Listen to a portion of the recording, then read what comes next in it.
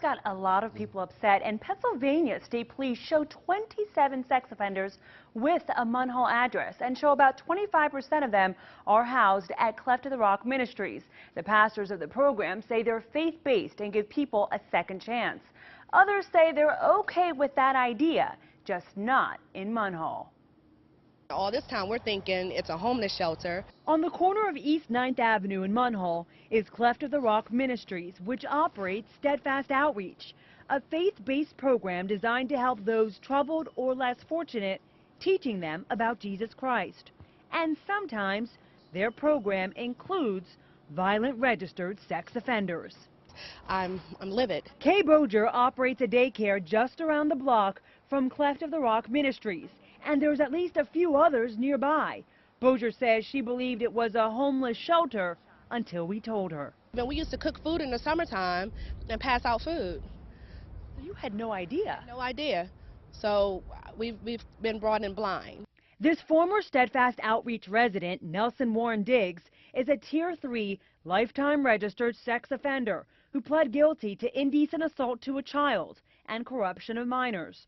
According to a police criminal complaint, Diggs stayed at the program 1 week before he left to attend a sex rehab program, then never returned. Because this was, brought to my attention by a Channel 4 news story. Diggs was later caught and now faces charges for failing to comply with sex offender registration requirements. It's uncomfortable knowing that they're right around the corner. Other registered sex offenders listed by state police at this same location include Randolph Tyrone Estes Jr., who pled guilty to indecent assault to a child, and Lydell Ernest Cobbs, who's noted as a sexually violent predator. It's worrisome. It is tough with kids. You got to watch them all the time. I don't know about this. This is something new to me. And there's good reason why some likely had no idea this program existed. Action News Investigates has learned Cleft of the Rock Ministries' occupancy permit does not match their actual use of the building. It shows Munhall's Zoning Hearing Board approved a child daycare center in the church basement. That's right, a daycare. But there's no daycare here. So how did some violent sex offenders end up here? I tried to stop it, and we issued cease and desist, and then we went through the hearing process, and we gave up when the ACLU came in and threatened us with million-dollar lawsuits. The argument? A violation of religious rights.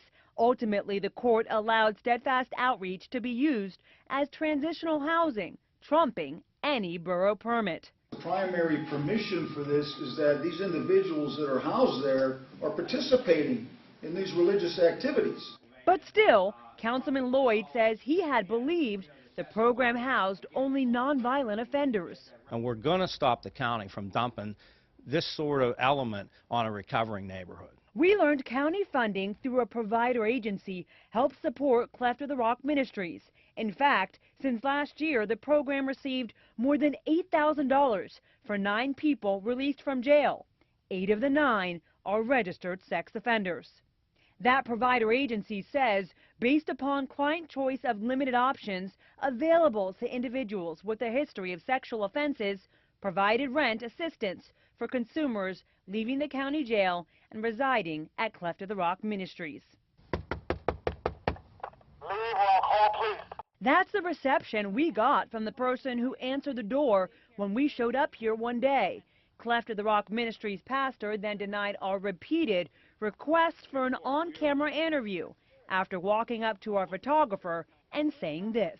And we've seen so many success stories, so that's why I do what I do. Pastor Terry Mosley did tell me by phone Cleft of the Rock is the only black church in Munhall and suspects race is why they're targeted. She says they don't plan to leave, and Boger says she doesn't either. We're going to fight to get them removed. They need to be housed on a farm or something. Munhall will have to deal with this. Now, the consent order says they can house up to 12 program participants at a time. Pastor Mosley says there's 5 registered sex offenders living there. Right now, the borough plans to investigate whether they're remaining within the court guidelines. Bofti Imam, Pittsburgh's Action News 4.